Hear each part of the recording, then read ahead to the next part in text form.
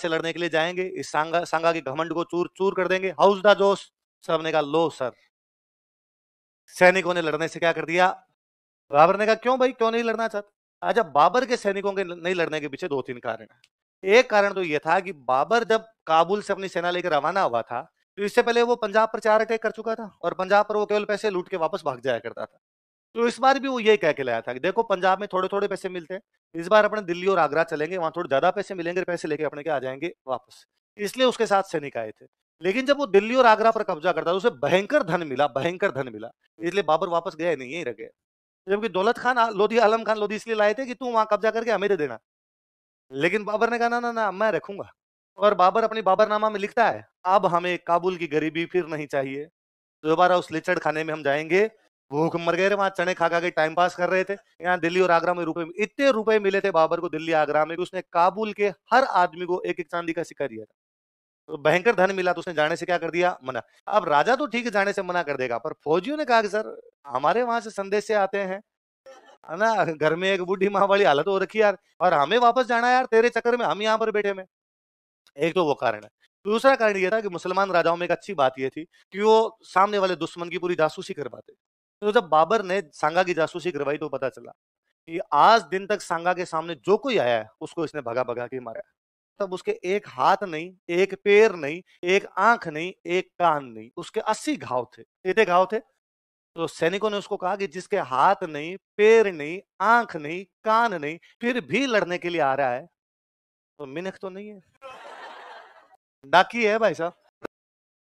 इसमें तेरा घाटा, उसका, उसकी क्या बिगड़ना है भाई साहब? जिसके हाथ नहीं, पैर नहीं, आंख नहीं, कान नहीं, तो उसको मृत्यु का कोई भय? वो साक्षात यमराज हो चुका है खुद। इसलिए वापस चल लेते हैं, वरना ये मारेगा। बाबर ने कहा नहीं नहीं, ऐसी कोई बात नहीं, अपने को नहीं हरा सकता, इसने इन छोटे छोटों को हराया होगा, अपने से अपने को नहीं हरा सकता।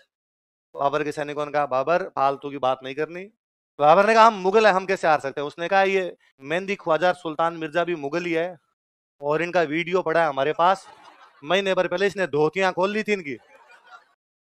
सुल्तान सुल्तान मिर्जा का प्लीज वीडियो डिलीट करवा दो, ये कोई तरीका नहीं होता है।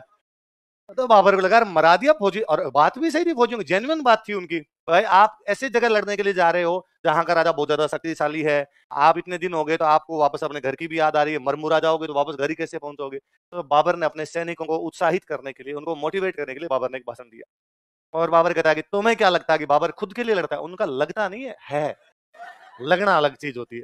बाबर ने कहा तुम्हें क्या लगता है कि बाबर अपने साम्राज्य विस्तार के लिए लड़ता है? उनका हाँ।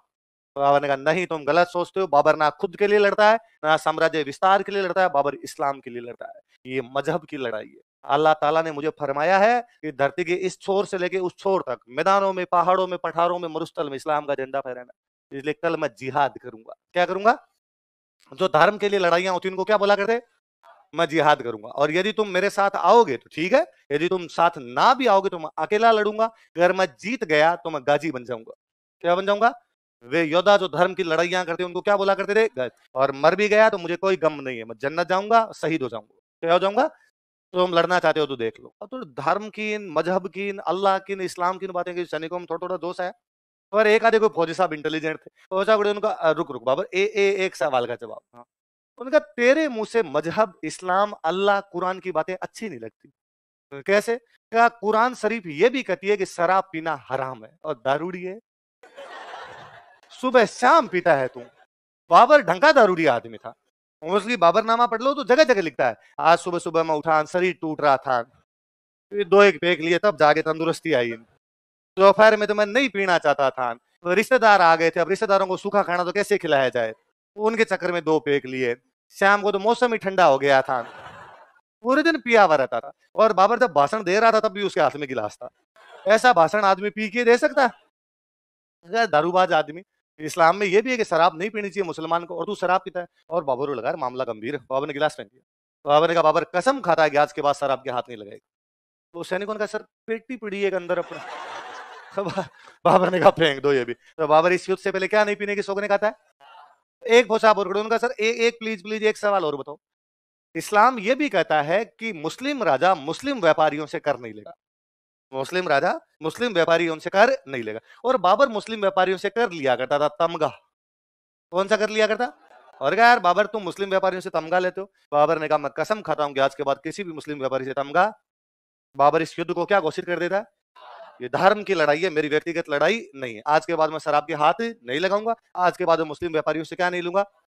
अब थोड़ा जोश है, पूछा उसने हाउस द जोश, सबने कहा हाई सर। उसने शराब नहीं पीने की प्रतिज्ञा की। He took oath not to take liquor. उसने शराब नहीं पीने की प्रतिज्ञा की। ये तो बाबर की तैयारियां। सांगा इधर क्या कर रहा है? सांगा को भी पता था अगर इस बार मामला बड़ा है, दिल्ली आगरा पर कब्जा करने के लिए जा रहे हैं, तो सेना बड़ी होनी चाहिए। तो उसने राजस्थान के सारे राजाओं को लेटर लिखे और कहा साथ देने के लिए कौन से युद्ध के अंदर आ जाओ, खानवा। तथा खानवा के युद्ध में सहायता के लिए बुलाया and called them to help in battle of Khanwa के लिए बुलाया। अब कौन कौन गए उसकी सहायता करने के लिए? मैं एक लंबी चौड़ी लिस्ट बना रहा हूँ, आप उतारिए फिर अपने याद करेंगे। कई बार को सुमेलित करो टाइम में पूछ लेते हैं, याद हो जाएंगे। अभी याद करने की कोई आवश्यकता नहीं, वैसे ही याद हो जाएंगे अपने।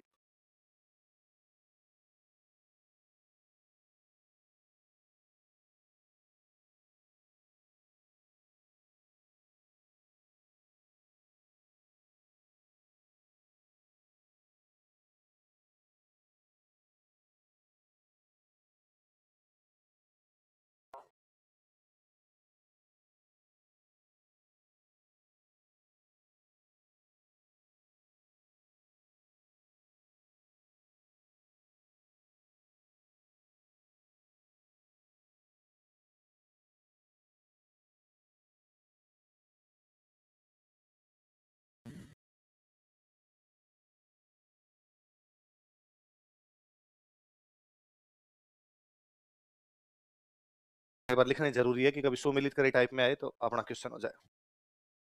दोबारा बताओ, देखो आमेर से कौन गया लड़ने के लिए? पृथ्वीराज। कौन गया? पृथ्वीराज। मारवाड़ से कौन गया? अब सुनना, देखो उस समय मारवाड़ का राजा हुआ करता गंगा। मारवाड़ का राजा कौन था? इसके आगे लिख लो राजा गंगा। इसी के आगे लिखो आप राजा गंगा। मारवाड़ वाले में लिखो किंग गंगा। राजा कौन था? गंगा। तो बात को यूं समझना, मेवाड़ का राजा है सांगा, मारवाड़ का राजा है गंगा। सांगा ने गंगा का कि गंगा जी सहायता करने के लिए सेना भेजो। गंगा ने अपनी सेना अपने बेटे के नेतृत्व में भेजी। बेटे का नाम क्या था? दोनों बात याद रहे। कोई पूछे कि मारवाड़ की सेना किसके नेतृत्व में आई थी? मालदेव। वो ये पूछ ले कि सांगा के टाइम में उधर राजा था कौन? तो कौन है आपका? कौन है? गंगा। कल्याणमल कहाँ की सेना लेके आया? बीकानेर। हालांकि ये भी बीकानेर का राजा नहीं, बीकानेर का राजा इसके पिताजी, और पिताजी का नाम है जेत सिंह। क्या नाम है? ये भी लिख लो, राजा जेत सिंह। राजा जेत सिंह। अब कोई पूछे बीकानेर के कौन से राजा ने खानवा के युद्ध में सेना भेजी थी? जेत सिंह। वो सेना किसके नेतृत्व में गई थी? कल्याण। दो अलग अलग सवाल हो गए ना। मेड़ता से सेना लेके कौन गया? वीरम। कौन गया था? वीरम। ईडर से कौन आया? मैंने बताया था भारमल रायमल की लड़ाई में हालांकि सांगा किसके साथ था? रायमल। पर रायमल के मरने के बाद उसने राजा किसको बना दिया था? भारमल। आगे बात। चंदेरी से कौन आया? आना ही है, वो तो दोस्त ही उसका, वो तो आ ही जाएगा। डूंगरपुर बांसवाड़ा को मिला के पहले अपने बोलते थे वागड़। क्या बोलते?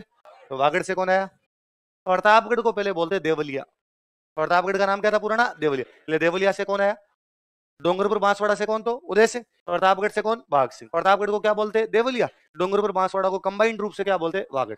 सलुम्बर वाले हमेशा हराबल में रहेंगे। सलुम्बर का सेनापति कौन है? रतन सिंह चुंडा। चुंडा को सलुम्बर दिया गया। चुंडा के जो वंशज हुए वो क्या कहलाए? चुंडावत। नाम क्या था उसका? ये कहां से आया? सलुम्बर। सादड़ी से आया। कौन आया? चित्तौड़गढ़ में